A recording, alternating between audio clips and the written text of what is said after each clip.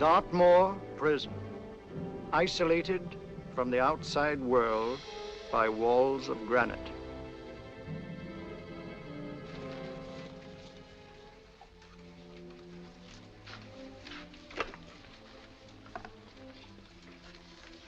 They say you could get out of here by merely telling what you know. You may or may not be another Scotland Yard bloke.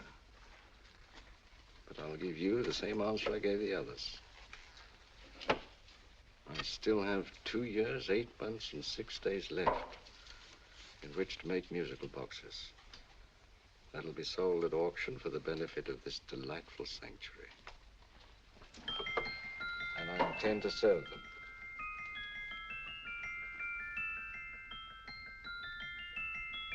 Move along. And now we come to the next object on our list, or I should say objects, because there are 3 of them. Now, ladies and gentlemen, these can be bought together or separately.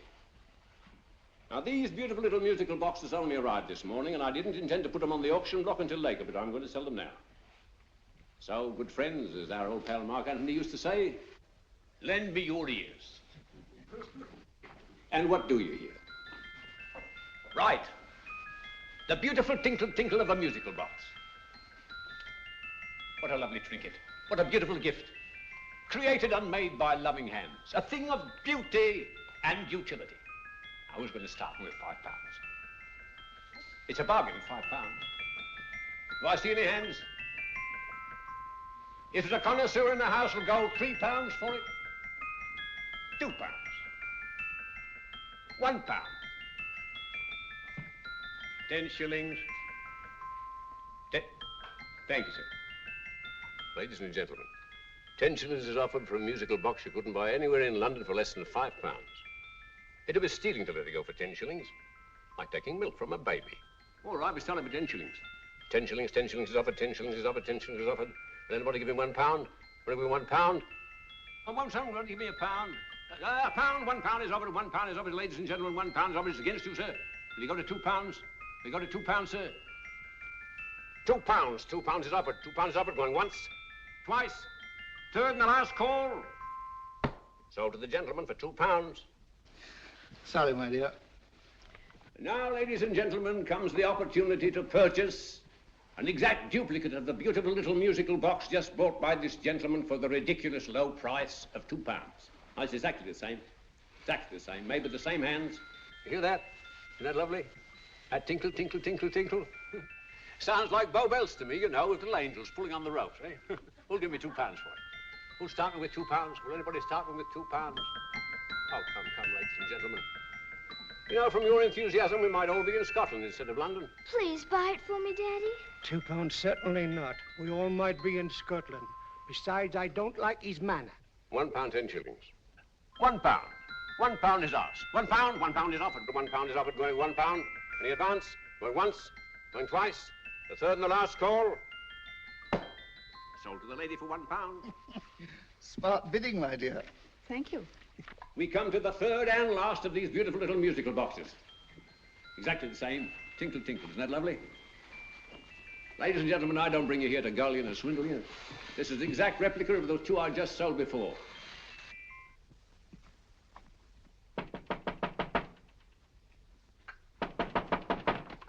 We're closed. But this is extremely important. Come in, sir, come in. I'm sorry to disturb you, but I was unfortunately delayed from arriving in time to bid on certain articles which I was rather anxious to obtain. Oh, perhaps they weren't sold, sir. We are carrying several things over. What might the articles be, sir? 3 identical musical boxes, about so large. Oh, I'm sorry, sir, but they were sold. Pity you weren't here to bid on them. They didn't bring anything like the real value. I'm most anxious to obtain them. I wonder if your records would show who the purchasers were. Oh, we don't usually give out that information, sir. For certain, shall we say, sentimental reasons, I'm most anxious to get in touch with the purchasers. I'd be willing to pay, shall we say, £5. Well, for certain sentimental reasons, sir, we'd be very happy to oblige. Alfred, today's sales. The 3 musical boxes. Musical boxes, oh. Ah, here we are. The first purchased for £2 for Mr. Julian Emery, 52 Portman Square. Write these addresses down, Alfred. Yes, sir. Second didn't leave any name. Well, how unfortunate. I think she's a dealer. You see, they don't like us to know where the things are going. On account of the profits. You say the second purchaser was a woman. Can you give me a description of her? Oh, she was a young woman. Fairly tall, slender. She had a light complexion and dark hair, and she was wearing A grey suit, don't you remember? That's right. She probably runs a gift shop. She paid £1. You say she comes here fairly frequently? No, I didn't say so. But she does, sir. Like as not, she'll come in on Thursday. We have sales on Mondays and Thursdays. Oh. And the third box? The third? Oh, Mr. William Kilgore, 143B Hampton Way. For 10 shillings. Quite a drop from £2. Mr. Kilgore was a Scotchman. Oh. Well, thank you. You've been most helpful. Oh, thank you, sir. And any time you're passing, drop in. We always have lovely things for sale. How kind, sir? Thank you. I'll be back Thursday.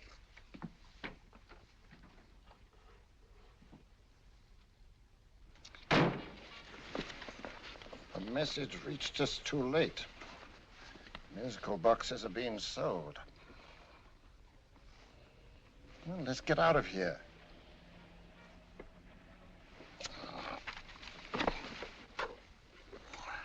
Someday you'll go too far. Reaching for a star, you fool. Yet a fool may touch a star, Colonel Cavanaugh, if he but reach high enough. But not possess it as you would. The musical boxes, they're being sold. What a pity for you, my dear Colonel. Is it my fault that the message reached us only an hour ago? Is it my fault that they were sold? You can't hold me responsible for that. Hope for your sake you're right.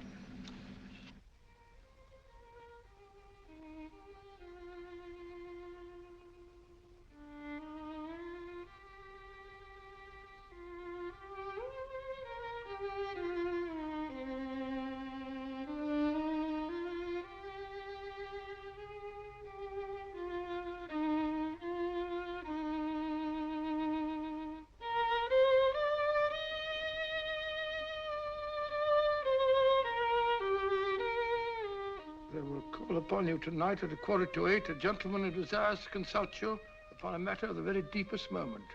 Do you remember that letter, Holmes? It was written over 2 years ago. An interesting case, devilishly interesting. Irene Adler. What a striking-looking woman from the brief glance I had of her. Seems only yesterday. What charm. What poise, and what a mind. Sharp enough and brilliant enough to outwit the great Sherlock Holmes himself. I take it the new issue of the Strand magazine is out, containing another of your slightly lurid tales. It is indeed. And what do you call this one? I call it A Scandal in Bohemia. Not a bad title, eh? If you must record my exploits, I do wish you'd put less emphasis on the melodramatic and more on the intellectual issues involved. More on the what do you mean by that? Well, I do hope you've given the woman a soul. She had one, you know. By the woman, I suppose you mean Irene Adler. Yes. I shall always remember her as the woman.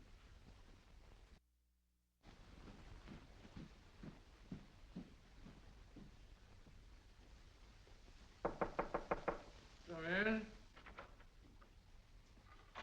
I think. That's him, old boy. How are you? How are you, old boy? I haven't seen you for years. I want you to meet my old friend Sherlock Holmes. Holmes, this is Stinky. In other words, Julian Emery. How do you do, Mr. Emery? Watson has often spoken of you. Oh, has he? Yes, we were at school together. Yes, more years ago than I care to remember, but you didn't come in here just to remind me of that. No, I just happened to be in the neighborhood and saw your lights burning, so I took the liberty of looking you up. Still writing your mystery stuff? Yes, there's a new one out this week. Good, I never miss them. Oh, good, thanks. I say that bandage makes you look very interesting. Still poking your nose into other people's business as usual? Who hit you? I haven't the foggiest notion. Somebody knocked me on the head in my own living room, and then proceeded to commit the most idiotic burglary you ever heard of. Fellow must have been balmy as a coot. Balmy? Why? Come sit down, old boy. Hey. Would you like a cup of tea? Huh? Oh, All right. I'll go and tell Mrs. Hudson about it. Yeah. Why do you say the robbery was idiotic, Mr. Emery? Oh, simply from the fact that with about £5,000 worth of musical boxes in my living room, the thief, who I caught in the act, made off with one that isn't even worth £5. I gather you're a collector of musical boxes. Yes, I am indeed. Some of them are very beautiful, but not the one that was stolen. The thief evidently grabbed the first thing that came to his hand when he heard me coming into the room. Still, it's rather odd, isn't it, that having disposed of you, he didn't pick up something more valuable. Mm-hmm. Was there anything unusual about the stolen box? No, nothing at all. No, I picked it up in the south of France, several years ago. You say you have many valuable music boxes, and yet the thief made off with one that isn't worth £5. Sounds like rather an intriguing little problem. Yes, well, I take it that he was just an ordinary petty thief and didn't know the value. That is a possible explanation, and yet I venture to say that the average petty thief has a more extensive knowledge of the value of objets d'art than the average collector. Well, anyway, that's Scotland Yard's theory. They didn't get very excited about it. That's consistent anyway. I wonder if I might see your collection, Mr. Emery. Oh, of course you could, yes. Nothing a collector likes more than showing off his trophies. When will it suit you? No time like the present. Good. My place is just round in Portman Square. Shall we? Yes, right. Hello? Where are you going? Stinky hasn't had his tea yet. Oh, I'm sorry. We're going round to my place, where I'm going to give you something better than tea. Now, this one was made for Louis XV, and is one of the very few still in existence from that period. And a particularly fine specimen at that. Charming, isn't it? Quite. They all sound to me like a lot of mice running about on a tin roof. I'm afraid you have no ear for music, Watson. Give me a good old band playing a rousing march. You'll have all your silly little tweets.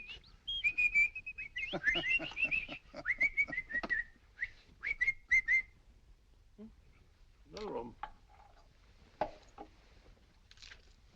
Excuse me.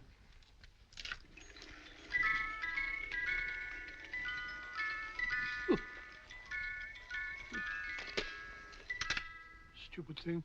Singing rabbit. What would you say offhand is the value of a box like that, Mr. Emery? Well, it's hard to say offhand, but I think we'll bring about £500 or £600 today. It's the gem of my collection. Yet a thief who steals an oddity like a musical box passes up one worth £500 for one of almost no value at all. Odd. Very odd. What was the stolen box like, Mr. Emery? Oh, just a plain wooden box about so big. Mm-hmm. As a matter of fact, I have one over here almost exactly like it. I picked this up yesterday at an auction room in Knightsbridge. Paid only £2 for it. Of course, I wouldn't in the ordinary way add one like this to my collection, but the tune intrigued me. I'd never heard it before.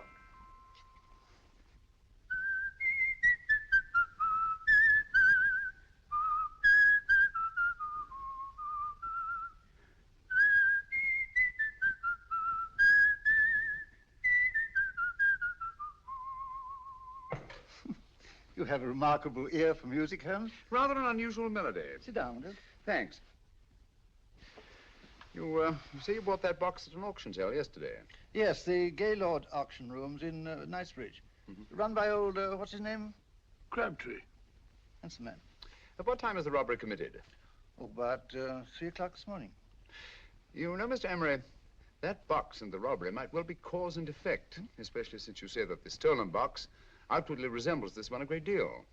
And Scotland Yard were not particularly interested, eh? Oh, yes, but I wouldn't blame him for that, especially as I told him I was quite unable to describe the thief, except, of course, for the fact that it was definitely a man. All you remember is that you came in here and someone struck you on the head. Yes, and the next thing I knew, my man was trying to revive me. It might be wise for you to put that box away somewhere and lock it up. Oh, I don't think that's necessary. Besides, everything's insured. Well, at least if any further attempts at robbery are made, I'd suggest that you call the police, rather than running into any personal danger. Oh, come, Holmes, aren't you being a bit of an alarmist? Possibly. Well, I must agree with old Stinky. Seems to me you are making rather a mountain out of a moleskin. Molehill is the word, old boy, and it's time you were in bed. Thanks so much for letting us see your place. Now, it's been glad meeting you. Holmes, I can't understand why you were so mysterious. Seems to me the petty thief explanation was the only sensible one. Really? Yes, I can't see how you can believe it was anything else. I didn't say I believed it to be anything else. The petty thief theory is the obvious one, I grant you. However, it's often a mistake to accept something as true merely because it's obvious. The truth is only arrived at by the painstaking process of eliminating the untrue. We are not able to do that in this case without further data. Rubbish, you're pulling my leg. You're trying to turn a tuppenny halfpenny robbery into an international plot. No, I'm not. I just hope that your friend Stinky is a little more cautious in the future, just in case.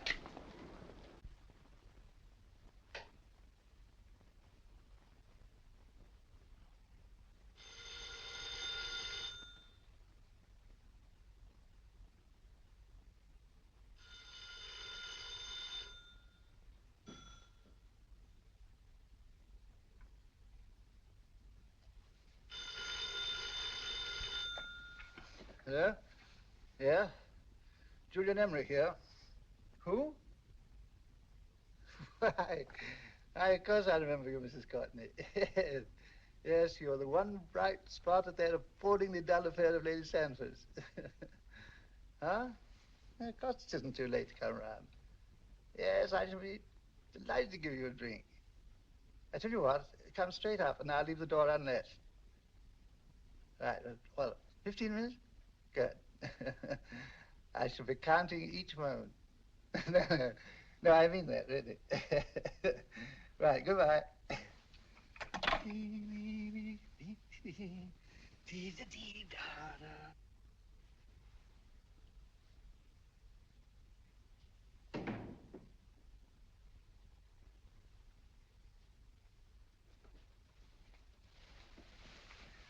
Boo! Oh, you startled me. Did I? Yes. Must be the pixie in me.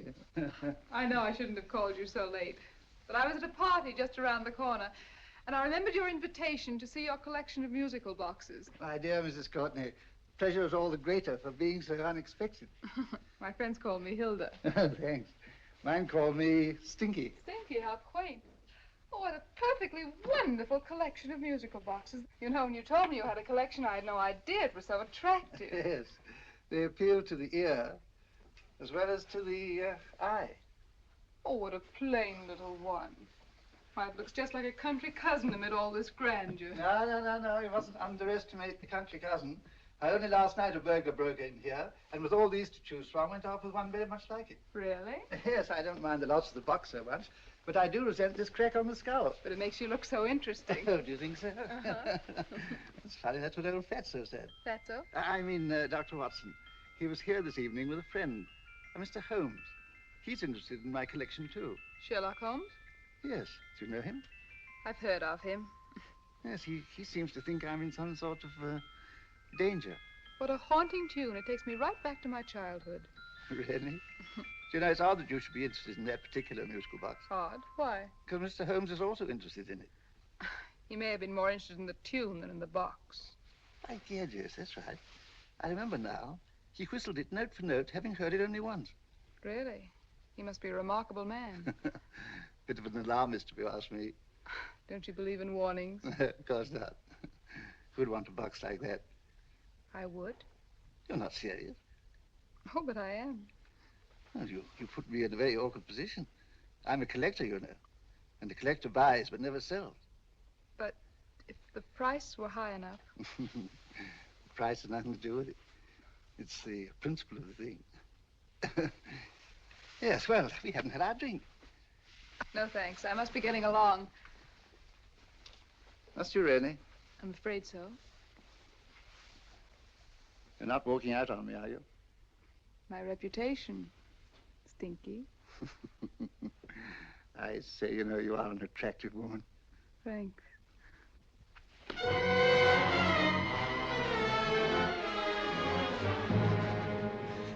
You fool.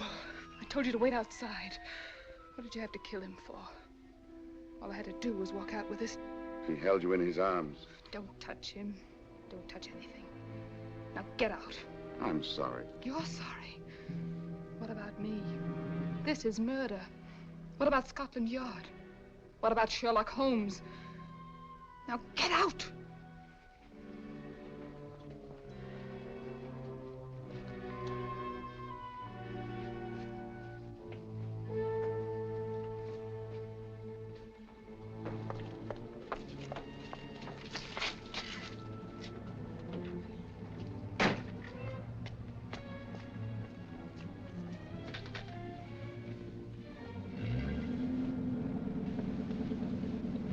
Did you get it?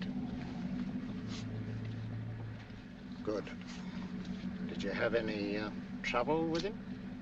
Just a matter of murder. Ah, Mr. Holmes. Hopkins? Thanks for coming so promptly. Inspector Lestrade suggested that I call through to you. Mr. Emery was the client of Mr. Holmes, Inspector. Indeed. You didn't mention that when I telephoned you, Mr. Holmes. Well, not exactly a client, Inspector. Sergeant Thompson? He was killed between the hours of 11 and 2 o'clock this morning, Mr. Holmes. Must have been someone he knew, someone of whom he had no suspicion. Poor old Stinky. It's all my fault. I should have prevented this. Well, it's no time to start talking about that now, Doctor. Apparently it's gone. That's the second attempt on the musical box that Emery bought at the auction sale. And this time it was successful. But that box was only worth £2. It was worth a man's life, Watson. I think we'd better pay a visit to Gaylord's auction room and that fellow Crabtree. Inspector, may I suggest that you make a complete search of this flat for a small, plain, musical box about that size. Thank you. Come on, Watson. You say the first box went to Mr. Julian Emery. The second to Mr. Kilgore, 143B Hampton Way.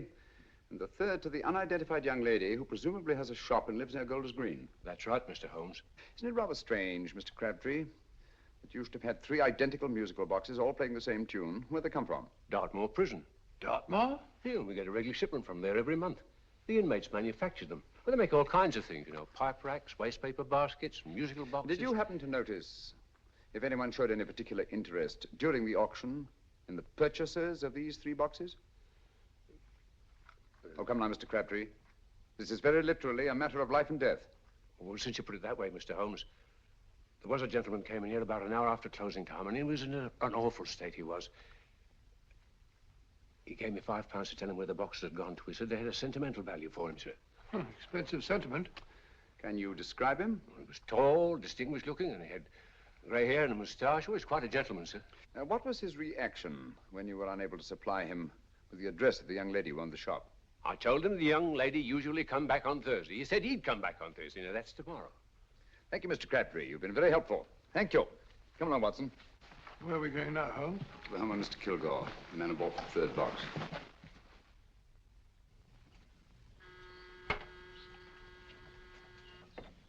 But hang it all, Holmes, how do you know those other 2 musical boxes are of any importance? I don't, but I certainly have no intention of waiting until the owners are murdered to find out. No one at home. I hope that's the explanation. I'll have a look through this window.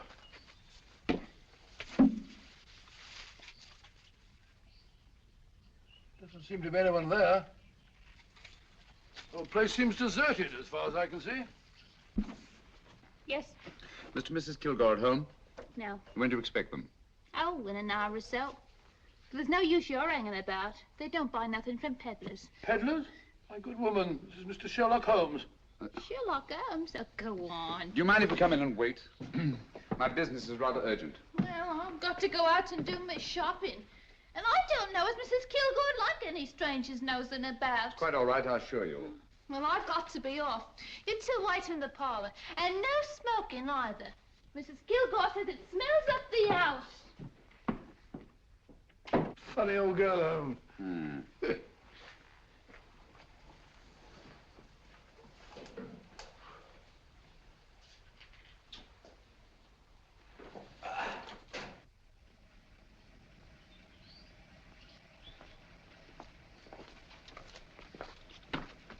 Park Lane. Park Lane? And what would the likes of you be doing in Park Lane? Now, don't worry about the fare, Ducky. If you knows how to get to Park Lane, up it.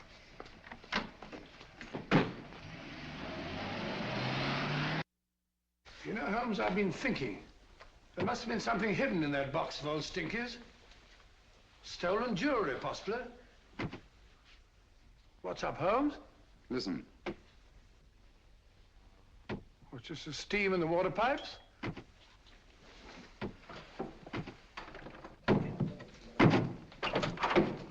Watson! Great Scott! Come on, Holmes. Get on the chair here. It's all right, my dear. There. Now, don't worry. It's all over. There you are, dear. Don't cry anymore. She tied me up and shut me in the cupboard. I know. She won't come back. Did you show her your new musical box? Yes, she said she wanted to hear it play, and as soon as I showed it to her, she grabbed hold of No, I me. know. Now, don't worry. We'll buy you a new musical box. Yes, my dear, the best one in London. Watson. Oh, what a fool I've been. What do you mean, Holmes? She took the musical box out of this house in that market basket, right under our very noses. Why could the Kilgore charwoman want to take the music box? She isn't the Kilgore charwoman. She's a consummate actress. An extremely clever, unscrupulous woman who will stop at nothing. Take care of the child, will you, Wolfella, till her parents get back. Explain everything to them. Of course I will. But, Holmes, where are you going? Somewhere, somehow, I must get to the young lady who bought that third musical box before our opponents find out. I only hope that I won't be too late. Oh, no. No, darling, you mustn't cry anymore. Now, cheer up. Would you like to hear old Uncle make a noise like a duck?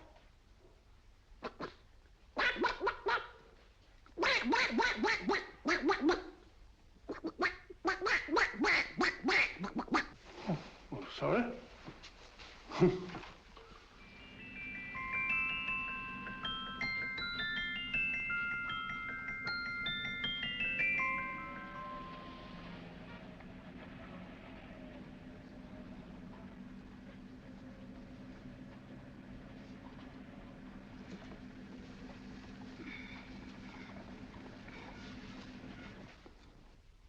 Now, ladies and gentlemen, how much am I offered for this beautiful lace Dresden china figurine?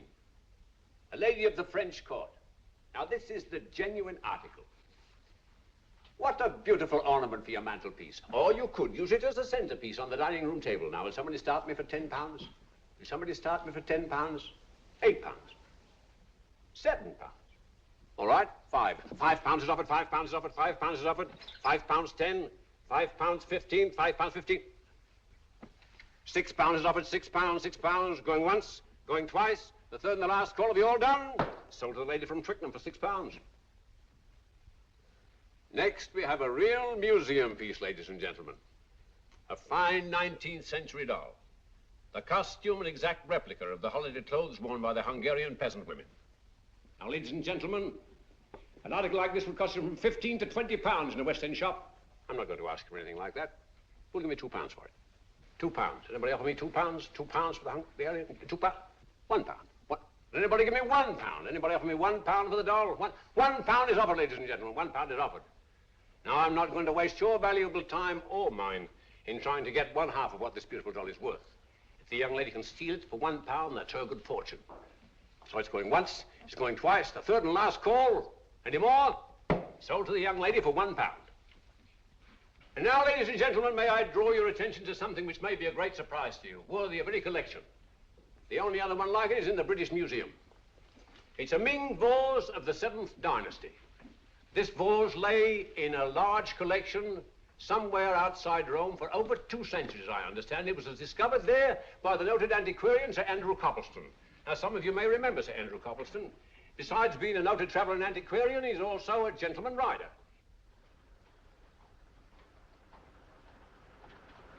The girl with the parcel in her hands, that's her. Are you sure that's the girl? Well, she fits perfectly the auctioneer's description. Follow her, Hamid.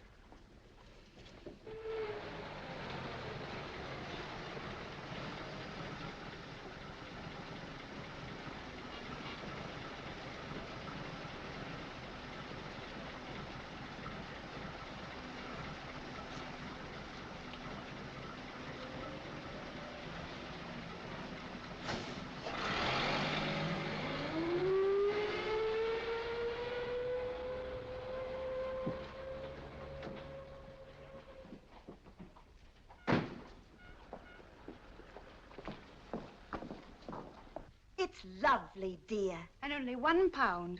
We can get at least 3 for it. Easily. I'll go make some tea. I could do with a cup. Right.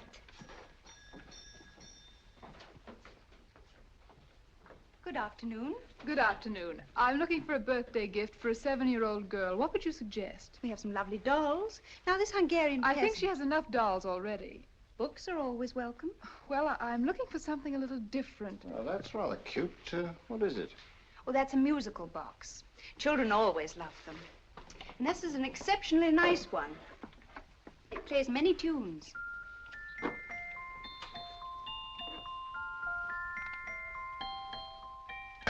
Have you any others? Yes. If you'll just step this way. I have only 2 left.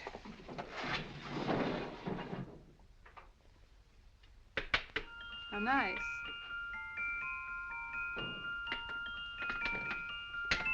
Are you sure this is all you have? I'm sorry. They're rather hard to find, you know. That's our entire allotment. I did have one other, but I sold it earlier this afternoon. But it was only a plain wooden one. It wouldn't have been a very nice gift for a child. Really? Do you happen to know who the purchaser was? Why, yes. He left his card, just in case anyone should inquire for him.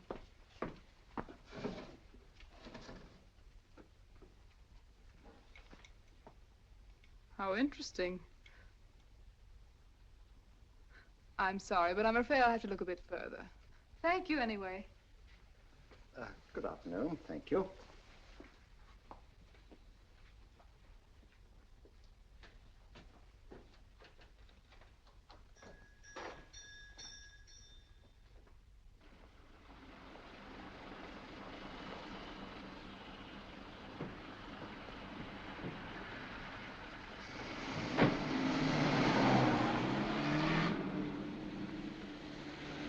Heavy!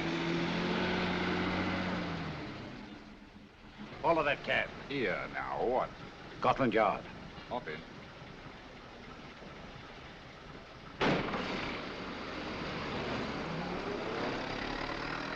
Sherlock Holmes. I might have known. We thought we were the hunters, instead of which we're the hunted. We've been fools. We played right into his hands. Of course. He's had us followed. Don't look. The man in front of the toy shop. Hamid, turn sharp right at the next corner and again at the next.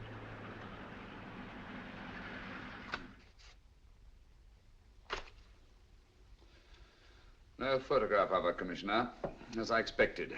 She's not a known criminal. But how do you expect to know if you do find her? After all, she was disguised as a charwoman. Don't worry, old fellow. If I ever see her again, I'll recognize her. Well, it won't be long till we know who they are and from where they operate. Who's covering them? Sergeant Thompson's following them, sir. They won't get away from him. He's a good man. We could have arrested them at Clifford's toy shop if we had any proof. But we know that they killed Emery. Proof, my dear fellow. We must have proof. We've x-rayed it, sir. There's nothing whatever concealed in the box. We'll have a look at the plates.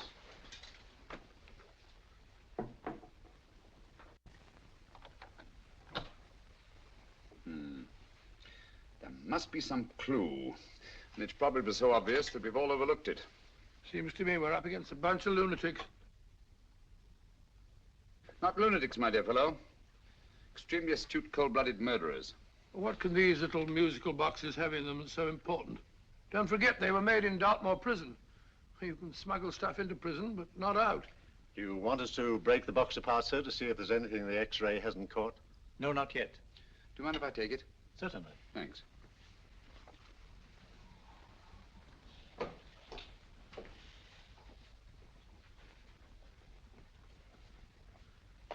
The governor of Dartmoor Prison informed us, sir, in answer to Mr. Holmes' question, that all 3 musical boxes were made by the same convict, John Davidson, serving a 7-year term, sir. Davidson? The Bank of England plates. That'll be all. Yes, sir. Now we're getting somewhere. Wait a minute. How did you know about the plates, Mr. Holmes? I'm a student of crime, Inspector. I make it my business to know about such things. And when the name of Davidson was mentioned... Well, who is this fellow Davidson? As long as Mr. Holmes seems to know all about it already, I suppose there's no harm in telling you. 2 years ago in London, there occurred a robbery of such tremendous importance, although the stolen articles themselves have no intrinsic value whatsoever, that the Home Secretary was instrumental in seeing that not a word of it appeared in any newspaper. But you never told me anything about this, Holmes. You were away at the time. Articles of no intrinsic value and yet of such importance? I don't understand. Davidson was apprehended within 15 minutes of committing the theft. But by that time, he'd hidden the articles in question and they've yet to be found. Before going further, Dr. Watson, I must inform you that this matter's not to be mentioned outside of this room. Of course not. Do I look like a man who'd gossip? Let's not go into that now, old fellow, shall we? Davidson had been employed for years in a position of extreme trust by the engravings department of the Bank of England.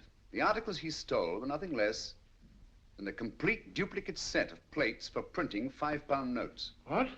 The Bank of England's own plates? Precisely. And with those plates, a gang of crooks could flood England with £5 notes, not forged in the usual sense of the word, but notes undetectable from genuine Bank of England notes in any way whatsoever. Good heavens. Any whisper at all might have resulted in enormous damage in shaking public confidence in the Treasury. We tried everything after we arrested Davidson. Offered him a shorter sentence if he'd tell us where he'd hidden the plates. Why, we even put in Scotland Yard men with him as cellmates, but no results. Obviously, Davidson is a man of strong character and infinite patience. Yet suddenly he feels impelled to smuggle out the secret of the hiding place of the plates to his confederates. Why? I don't understand, Mr. Holmes. Well, for example, has the Bank of England made any plans to radically change the design of the £5 note so that in, say, 7 years from now, notes made from the stolen plates would be worthless? Confidentially, Mr. Holmes, such a move was discussed. But replacing all the £5 notes in circulation would be such a Herculean task that nothing's been done about it as yet. I see. Of course, there is another possible explanation. Davidson didn't have much time to find a hiding place before he was captured. He may be afraid that the plates will be accidentally discovered before he's released. Hence his anxiety to communicate their whereabouts to his confederates as soon as possible. I believe you've hit it, Mr. Holmes. I'm sure that the message is contained in this musical box. Or rather, in all 3 musical boxes, since possession of all 3 seems to be essential. Our opponents have 2/3 of the puzzle, we have 1/3. Well, what are you going to do, Holmes? Try to deduce the message from the 1/3 that we have.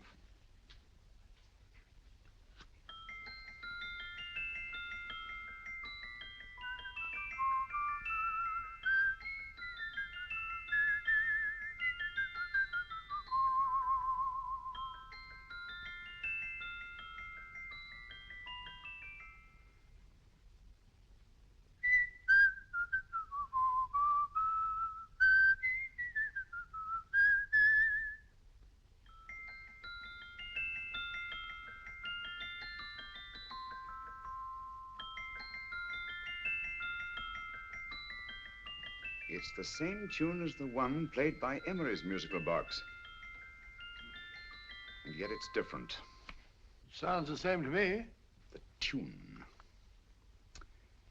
Somehow the tune is the key to the mystery. It must be the tune. Otherwise, why use 3 musical boxes to convey the message? Why not collar boxes or shoe boxes? Yes? It's for you, Inspector. Oh, thank you, sir. Inspector Hopkins speaking. What? Where? Golders Green Station reports they've just found Sergeant Thompson's body. From the tire marks on his clothes, he was apparently run over by a taxi. What an unfortunate accident. Not an accident, my dear fellow. I'm afraid it's murder. Never know just who you're going to meet when you're walking down a busy London street. Mrs. Hawkins, Mrs. Brown, any subject of the crowd. Oh, you never know just who you're going to meet. So you better hold your topper in your hand, just in case you meet a lady on the Strand. Girls will think you're kind of sweet, and your day will be complete. Oh, you never know just who you're going to meet. Now, a gentleman is judged by his appearance. Yes, a gentleman is judged by how he talks. Now, he's much better off when he's acting like a toff, especially if he's taking him a walk. What on earth is this outlandish place? A rendezvous for actors. Actors? Buskers, old boy. You've seen them 1,000 times. Actors who entertain the queues, waiting outside theaters. Who you're going to meet when you're walking down a busy London street. So you better wear your best velvet pies to look your best, 'cause you never know just who you're going to meet. So you better keep your manners right in view, just in case a lie gives a how'd you do. Keep your trousers in a pleat, shine your shoes and keep them neat, 'cause you never know just who you're going to meet. Blimey. Mr. Holmes. How are you, Joe? Never met him. And yourself? Fine, thank you. I want you to meet a friend of mine, Dr. Watson, Joe's sister. Oh, well, any friend of Mr. Holmes is a friend of mine. Hi, Joe. He did me a good turn once that I'll never forget. Yes, I cleared Joe of a most unpleasant charge. Murder, no less. Oh, really? By proving to the satisfaction of the police that he was busy at the time blowing open someone's safe. That's right, Governor. Good gracious me. Joe, now you can help me. Come on, buzz off, buzz off. Come on, up it, up it. Can't a gentleman have some peace and quiet around here? And you too. There you are, Mr. Holmes. Now we can have some peace and quiet around here. Thank you, Joe. There's £5 in this for you. Well, I wouldn't want to take it on myself, sir, but I can get somebody to do it for you for half of that. You don't know what the job is yet. For £5? Murder, ain't it? What? No, Joe, not murder, just music. I want you to identify a song for me. Oh, there ain't a song that's been written that I don't know. That's why I came to you. Of course, the violin is more my instrument, but, oh, well, here we go. Now, listen to this, Joe.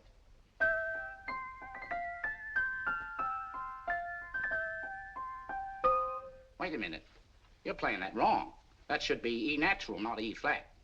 You know the song? Oh, yes. It's an old Australian song called, The Swag Man. But you're playing it all wrong. That's what I hoped you'd say. Now, listen again, Joe.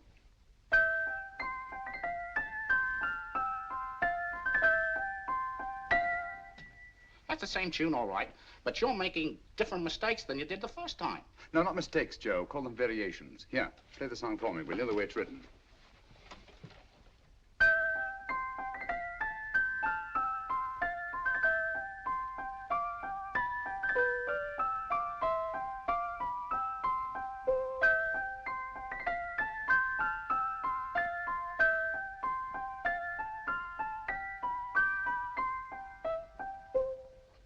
Yeah. Thank you, Joe. What's it mean, Holmes? Are you onto something? Perhaps. I don't know yet. It's probably a code of some sort. Joe, could you write the song down for me, the way it was originally written? Oh, sure, Mr. Holmes, but it'll take a few minutes. Mm-hmm. Here, Mabel. Pale ale. Come on, up to it. Along with it.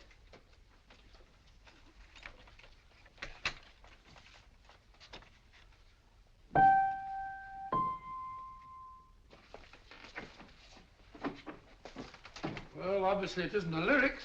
No combination of those words made any sense at all. The variations in the way Emery's musical box played the tune are different from the variations in the one we have. You sure? Quite. You see, I took the trouble to memorize the tune as played by Emery's box that night we were with him in his flat. Holmes, you amaze me. Elementary, my dear fellow. One of the first principles in solving crime is never to disregard anything, no matter how trivial. But why were 3 boxes? Why not 1? Because the message was obviously too long to be conveyed by any one variation. Then there's the 3rd box, the one that woman took from the Kilgores.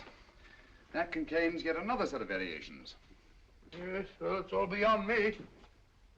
Well, all we have to do now is to find the secret of the variations. Not a very easy problem to solve, my dear fellow.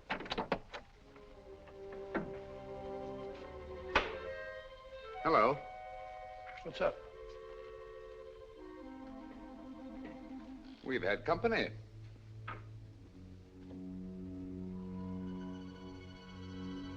I say, this is outrageous. Ask Mrs. Hudson to come in here, will you?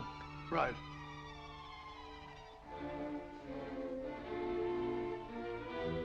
Hudson? Yes? Oh, there you are. Will you come up here at once, please? Oh, coming, sir.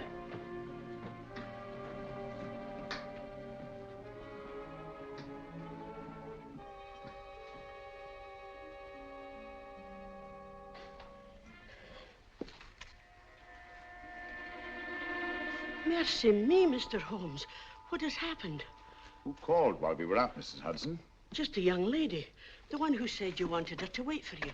And a nice-looking old gentleman with Our her. friends again, Watson. Friends? What did the young lady look like? Oh, I couldn't see her face. She had a heavy black veil on. But she had such a nice way with her. Oh, I'm sorry, Mr. Holmes, if I've done anything wrong. But you did say I should always let clients come in and wait for you. Don't worry, Mrs. Hudson, don't worry. You had no way of knowing. It's quite all right, quite all right. Now, don't worry, Mrs. Hudson. Don't worry. Well, where on earth's the musical box? They didn't get it. Didn't get it? Where is it?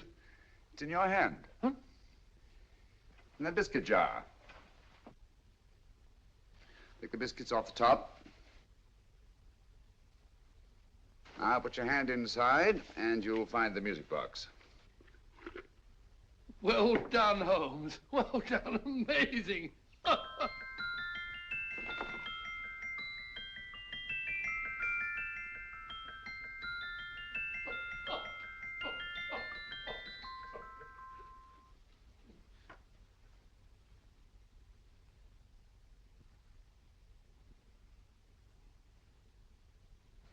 Phew. Nice fresh smell. Like a pub after closing time.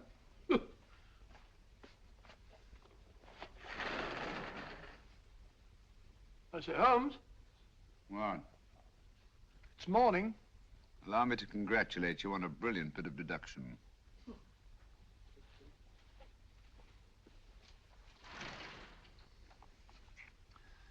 It's not a transposition, not a polygraph transposition, not a trigraph, nor any known form of decoding.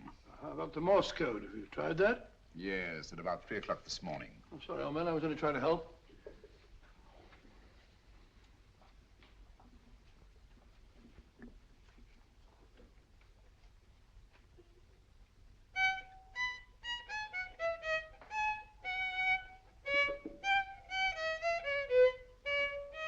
Oh, do me a favor.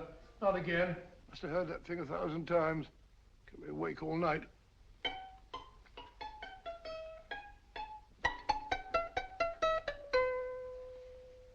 Not a very distinguished composition, I grant you. You know perfectly well I don't know one tune from the other. When I was a kid, my people tried to have me taught the piano. I've always felt sorry for that old teacher of mine. The poor old girl finally reached the point of numbering the keys for me. 1, 2, 3, 4. Even then, I never progressed beyond it. Numbering the keys, Watson. The 19th key of the keyboard is the 19th letter of the alphabet. S. Here. Write it down when I give it to you, old fellow, will you?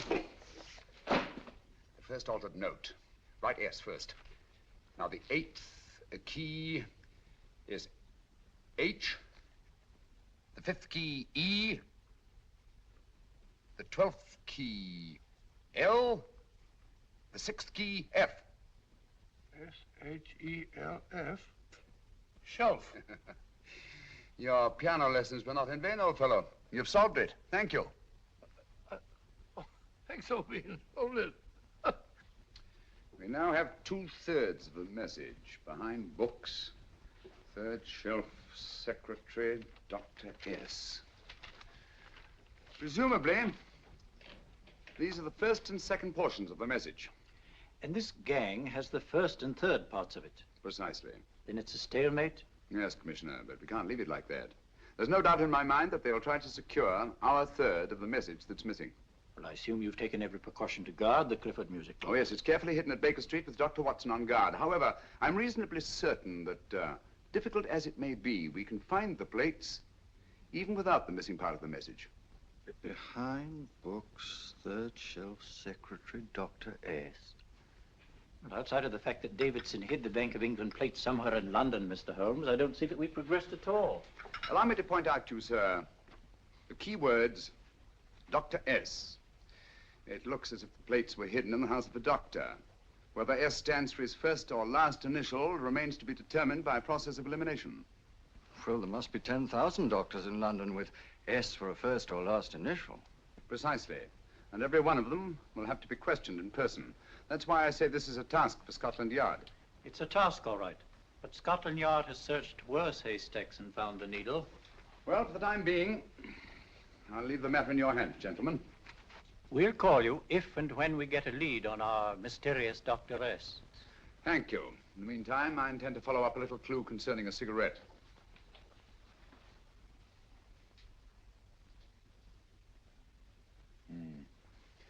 You're certain of the identification of the tobacco? Absolutely. I have made up this special blend for only 3 customers.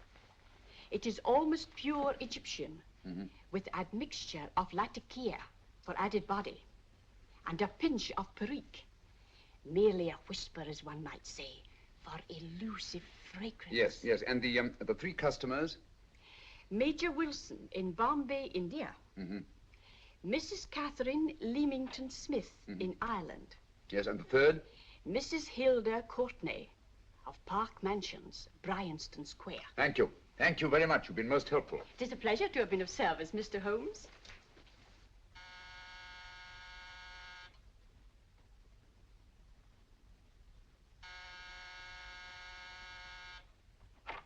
Yes? Mrs. Courtney? Yes. My name is Sherlock Holmes. Oh, do come in. Thank you. I've heard of you, of course, Mr. Holmes. I believe we have a mutual friend in Sir Edward Brookdale. He's spoken to me of you quite often. Indeed. And to what good fortune am I indebted for this visit? I think you know Mrs. Courtney. Well, I did get a summons for speeding last week, but outside of that, I don't think I'm of any interest to the police. Oh, come now, Mrs. Courtney. You seem to forget that you and I have met before. I'm sorry. I'm sure I would have remembered meeting the great Sherlock Holmes. Please sit down. Thank you. You say we met before. Yes. At the home of Mr. and Mrs. Kilgore, 143B Hampton Road. Kilgore? I don't think I know anyone of that name. Well, I didn't say you knew them. As a matter of fact, you called on them when they were out. I don't understand, Mr. Holmes. Really? And you were dressed rather differently. Indeed. Cigarette? Thank you.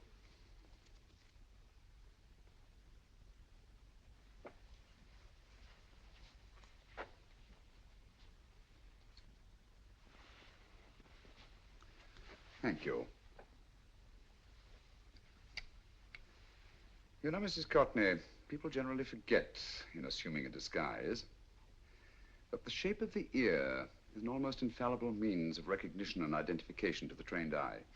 Evidently, you've mistaken me for someone else. Oh, no, not at all. Though naturally, I expected your denial. But when you paid your visit to my rooms at Baker Street, you carelessly left behind another identification. They're, identical, aren't they? Yes, I must admit they are. You see, Mr. Holmes, to catch one as clever as you, I had to use a very special lure. I knew you'd be unable to resist the bait of my cigarette, having read with great interest your monograph on the ashes of 140 different varieties of tobacco. I should advise you not to move, Mr. Holmes. I must congratulate you on your ingenuity, Mrs. Courtney. It was indeed a brilliantly designed trap. Thank you, Mr. Holmes. Praise from a master is indeed gratifying. I shall always cherish the memory of your flattering words. Memory? Precisely. I'm afraid these gentlemen have a most regrettable task to perform. Unless, of course, you care to turn over the missing musical box with your pledge to take no action against us in the future.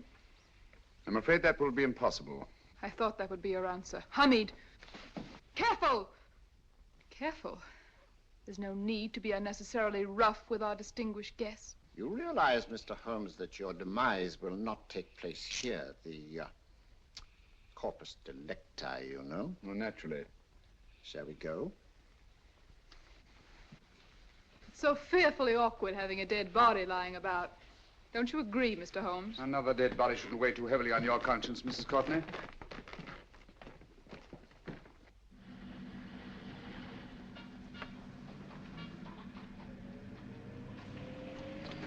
You mind if I have a cigarette?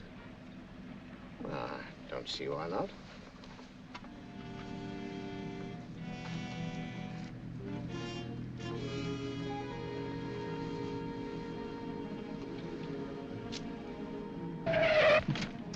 Be careful, Hamid.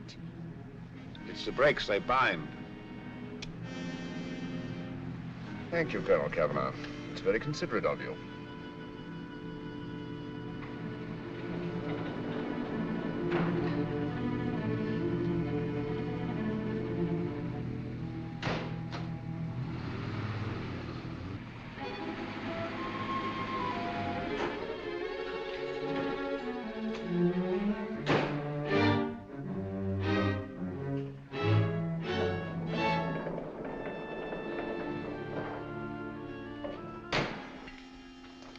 You'll be happy to know, Mr. Holmes, that your death will be a painless one. Hamid, attach this to the motor of the taxi. That little attachment, my dear Mr. Holmes, contains the deadly fluid known as monosulfide. The Germans use it with gratifying results in removing their undesirables.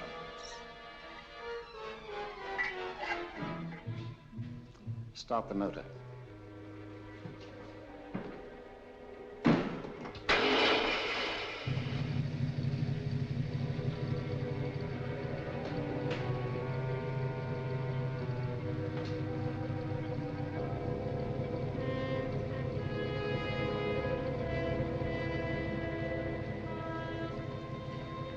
Tape his mouth.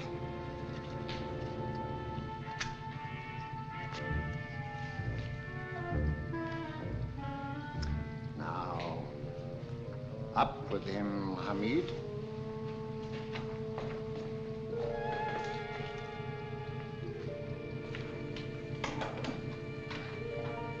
You find yourself like Muhammad's coffin, Mr. Holmes, suspended between heaven and earth.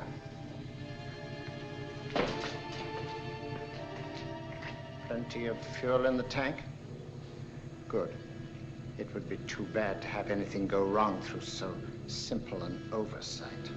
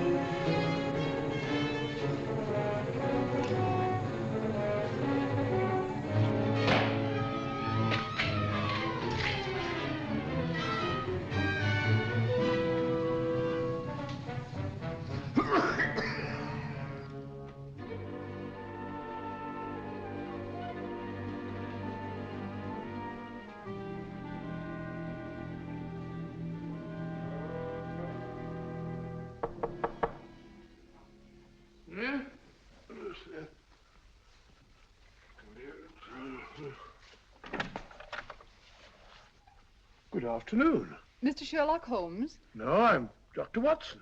Oh, of course, Dr. Watson. How stupid of me. Oh, that's all. This is stupid of me. Won't you come in? Well, I really came to see Mr. Holmes. Oh, I'm afraid he's out. I don't know when he'll be back. Perhaps there's something I can do. Won't you sit down? Thank you. You know, Sherlock Holmes and I have been engaged on a great many cases. Oh, really? Yes, indeed. As a matter of fact, this very moment, we're involved in one of the most baffling... Oh, well, won't you tell me your trouble? I may be able to help you. That's very kind of you, Dr. Watson. Perhaps if I wouldn't be imposing too much. Imposing? Oh, there's no imposition. No imposition at all. A pleasure, I assure you. Now, tell me all about it, Miss Williams. Mrs. Williams. I live in Surrey, Dr. Watson, and I've come up to London in sheer desperation.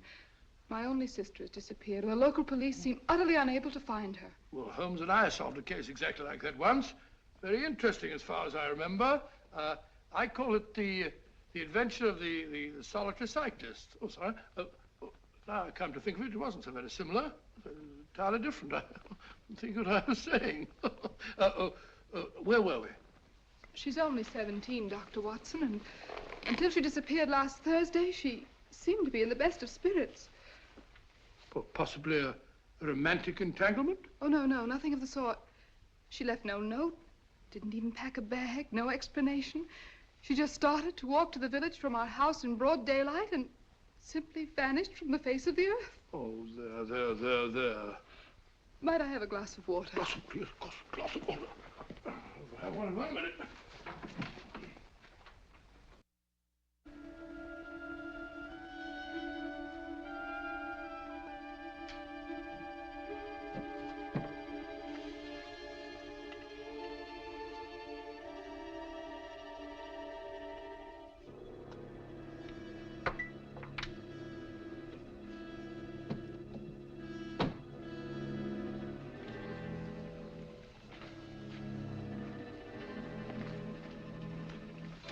There you are, my dear. Thank you, Dr. Watson. No, you're not to cry anymore. You must pull yourself together. Oh, I feel much better already knowing that you're going to help me. Oh, Dr. Watson, look! Good heavens! Get through the fire brigade, quickly!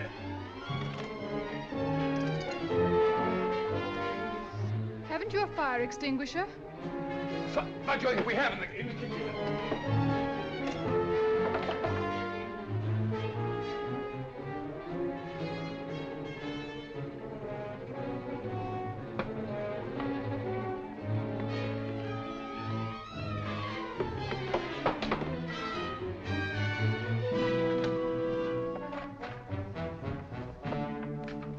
Don't you worry, Miss Williams. We'll have this thing out in no time.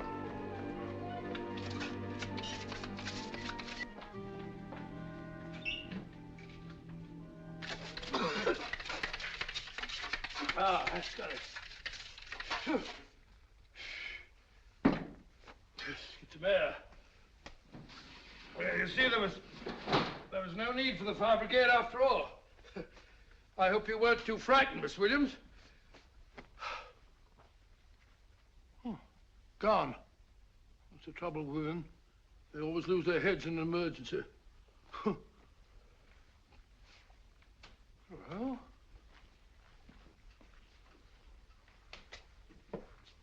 a musical box. Great Scott! Miss Williams!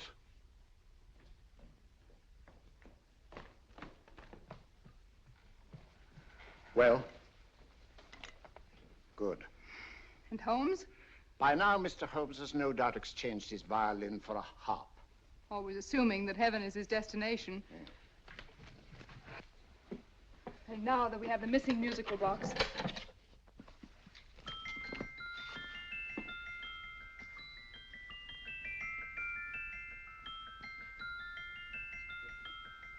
Nineteenth note. 19th letter. Yes. He hasn't been there, you say? Holmes, where on earth have you been? I've been trying to get you at the club, at Scotland Yard, all over London. You were looking for me in the wrong places. Holmes, terrible things happened. I've been duped. That woman, she made a complete fool of me. Well, what do you mean? Well, she came here, let off a smoke bomb. I thought the whole place was on fire, and my first thought was to save the musical box. No need to say any more. She has the box. Yes. Don't blame yourself too much, old fellow. She's an extremely clever antagonist.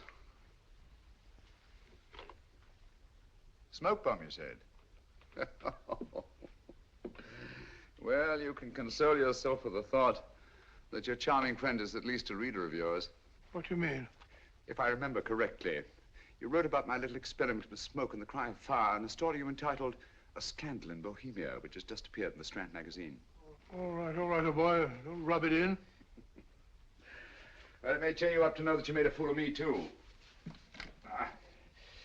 That cigarette stub was planted here for one express purpose. You're going to bandaging around this place. Bandaging? What's the matter, Holmes? You hurt? Explanations will have to wait until later. At the moment, we're faced with a problem which I fear is insurmountable. Come over here, old boy, will you? Right. Our opponents are in possession of all three parts of the code. And here are we, while the Bank of England plates pass into their possession. Cheer up, old fellow, cheer up. As Dr. Samuel Johnson once said, there's no problem the mind of man can set that the mind of man cannot solve. What's that, old fellow? I was just quoting Dr. Samuel Johnson. He said there is Thank you, Watson. Thank you. Leaving the front reception room, we come into the main hall, where Dr. Johnson was in the habit of passing through to have his meager meals in the dining room opposite, in company with his friend and biographer, James Boswell. We will now pass up the stairway, which remains in its natural wood finish, just as it was when the good doctor was here. The framed etching on the wall is believed to have been presented to Dr. Johnson by the distinguished painter, Sir Joshua Reynolds. I've been told here that that picture was given in by Mrs. Thrale, and it's definitely not a Reynolds. Is that important, my dear? Oh, I'm sorry. This way, ladies and gentlemen, please, this way. Move along, children, move along. The secretary's not on this floor. Patience, Hamid. I have a feeling My that... dear Colonel, with Sherlock Holmes out of the way, what could go wrong?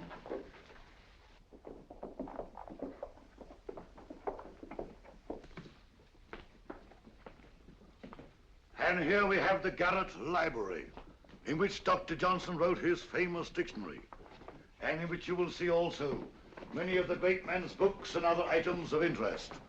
Step forward, ladies and gentlemen, please, step forward. Standing in the corner is the secretary, which contains many of the original works by the literary genius. On this table, Dr. Johnson's cat, Hodge, used to sleep while his master worked. A strange thing about this cat, ladies and gentlemen, was its love of oysters. They do say that the dear doctor often went hungry to find the cat that delicacy. What a pity. Now we will visit the grey room, which is immediately below us, in which you will see the very bed in which Dr. Johnson died. What did he die of? Gout. Just gout. This way, ladies and gentlemen. Mind the steps, please.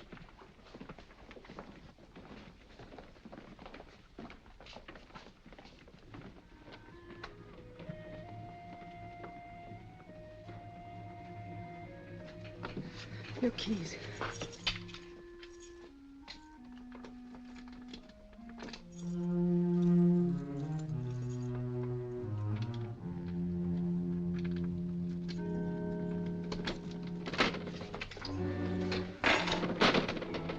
Third shelf up.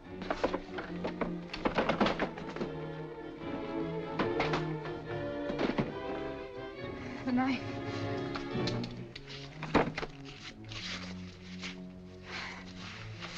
Gentlemen, the Bank of England plates. Well, Mrs. Courtney, so we meet again. No, I shouldn't do that if I were you, Colonel Kavanaugh. I must congratulate you, Mr. Holmes. You're far more clever than I thought. Thank you, Mrs. Courtney. Praise from you is indeed gratifying. I shall always cherish the memory of your flattering words. Memory? Oh, thank you. And now I have a most regrettable task to perform.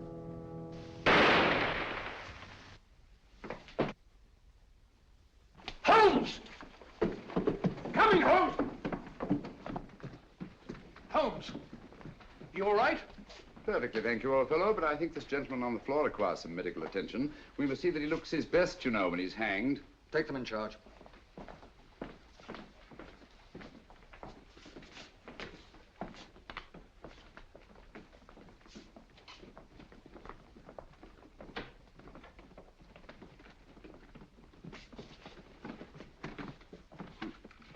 A brilliant antagonist. It's a pity her talents were so misdirected. Will you see that these plates are returned to the Bank of England, Inspector? I still don't understand how you solved it, Mr. Holmes. It's entirely due to Dr. Watson. He gave me the clue when he mentioned Dr. Samuel Johnson. Well, congratulations, Doctor. Oh, thank you, Inspector. I don't think I'd have done it entirely without Mr. Holmes's help, you know.